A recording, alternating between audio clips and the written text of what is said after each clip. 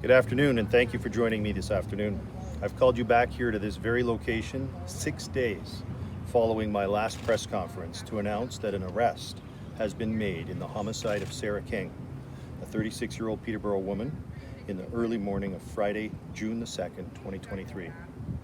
On that morning, around 2:20 a.m., officers were called to the area of Wolfe Street and Aylmer Street about reports of multiple gunshots.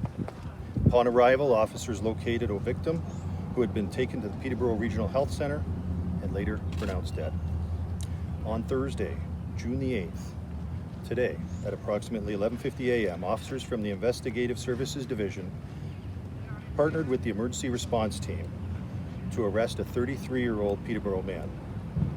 Peterborough Police Service would like to recognize the hard work and many hours of the detectives put into this investigation to locate the suspect, gather and validate evidence, which culminated in his arrest today.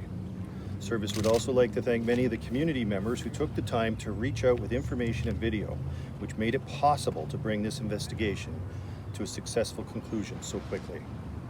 As a result of the investigation, 33-year-old Jonathan Murphy of Peterborough has been arrested and charged with first-degree murder, discharge of a restricted firearm or a prohibited firearm with intent, use of a firearm while committing an offense, pointing a firearm, possession of a weapon for a dangerous purpose, unauthorized possession of a prohibited or restricted firearm, uttering threats of death ×2, possession of a firearm contrary to a prohibition order ×2, failing to comply with a release order ×4, possession for the purposes of trafficking in fentanyl, possession for the purposes of trafficking in cocaine, and possession of the proceeds of crime under $5,000.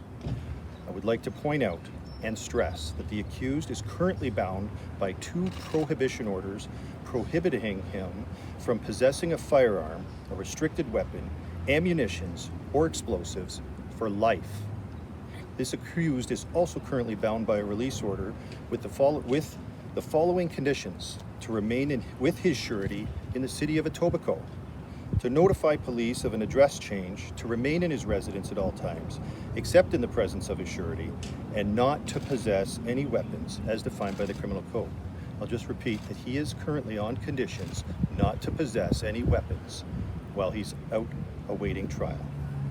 The accused is now being held for a bail hearing, which is expected tomorrow on Friday, June the 9th. We are not looking for any of the other suspects in this case, but we are continuing to gather evidence. At this time, we believe this was not a random incident, but we cannot go into further details as the case is now before the courts. The family of the victim have been made aware of this arrest, and we continue to provide them with support and are thankful we could be able to bring this to a conclusion so quickly. We're not always able to make such a quick arrest, but I truly credit the hard work of our investigative team, many of whom worked for 20 hours a day at the outset, as well as community support for the results I'm able to announce today. When I said this would be an all-hands-on-deck investigation, this is what I meant, and I couldn't be more proud of the efforts of our team. There is more to be done as to prepare this case for court. The work is far from done, but again, I'd like to thank our community for their help, and I'll answer any questions now. Chief Betts, there was a pretty sizable police presence on Braidwin and Jade. Was that related to this arrest? That is correct. Yeah. Any questions? Because he was has surety in Etobicoke, is there anything that is bound towards his sureties, I guess? So that will all form part of the case that we'll put before the courts, and that will be brought to the attention of the folks who already have him out on charges. I'll also add that he is currently wanted by at least one other police service for other offenses that were related to weapons. Do you know offhand, I memory serves me right, that he was arrested recently in Peterborough in a drug bust not too long ago? I don't have that information before. He wasn't part of the arrest where you held the press conference at the...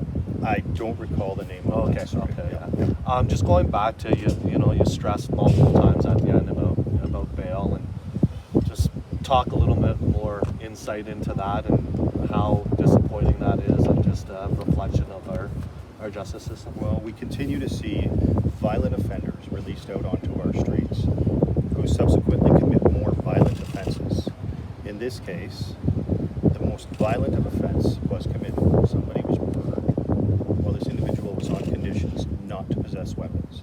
This individual was prohibited by law in the courts on more than one occasion not to possess weapons. This individual was back walking on our streets with a weapon that he ultimately chose to use, we believe, to end the life of Sarah King. Was he out on any probation or parole or anything? Yes, that's what his conditions were, not to possess weapons. Yeah. Chief Betts, with the arrest taking place away from the Wolfe Street encampment and with a little bit last we spoke, you mentioned the victim, the police did not believe had ties with the encampment. With where it took place, is there any, I'll ask again, is there any concern that violence or the criminal element at Wolfe Street is escalating, or with both members detached from the situation at Wolfe Street, is it not being considered related to the encampment? Well, the motive and everything that went into our investigation will unfold at court. What I can say is, just for clarity, that we don't believe that that Sarah was a resident at this location, but we also don't believe that this was an entirely random act. So that goes back to, I know there was concern about, no concern for public safety when this came out. And I know people were still asking, there had been no arrest until today. So that kind of concludes that it was not, you don't believe it was random. Correct. We don't believe it was random. Hence the charge of first-degree murder.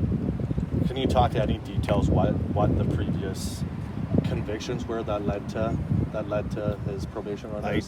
I don't have all of that at hand. I do know that there are some charges with regard to robbery and firearms offenses, break and enter, things of that nature. So suffice it to say, they would be violent offenses, for he wouldn't have been prohibited from possessing weapons. Just go back and talk a little bit more about the great work the service did and your members did in getting this, an arrest as quick as possible. Well, the members knew that they had my full support. This was all hands on deck, as I said. I came down to this location on Saturday morning to talk to the officers that were here on scene. I also spoke with our investigators on Saturday as well. They truly did a great job. Video played a significant role in this. And I can tell you, as I go before City Council on Monday to talk about CCTV cameras in our downtown, that I will be stressing that investigations like this are only helped with the addition of CCTV cameras. And had they been in place at this time, they could very well have led to additional assistance for us in bringing this to a conclusion. Not going into too much detail, but was it both business and residential cameras that helped? I'll just say that our community at large banded together to come forward with information, and we were able to piece together things very quickly. Our investigators worked around the clock. I can tell you that first day they were here for over 20 hours when they finished, and they were back again after just a few short hours of sleep to get right back to it. It's a good reminder to criminals that you can't go anywhere these days without being on camera. Cameras are ubiquitous in our community. You're absolutely right. I was talking to a couple of the neighbors on Jean Street, and they said they suspected that the suspect was dealing drugs for some time.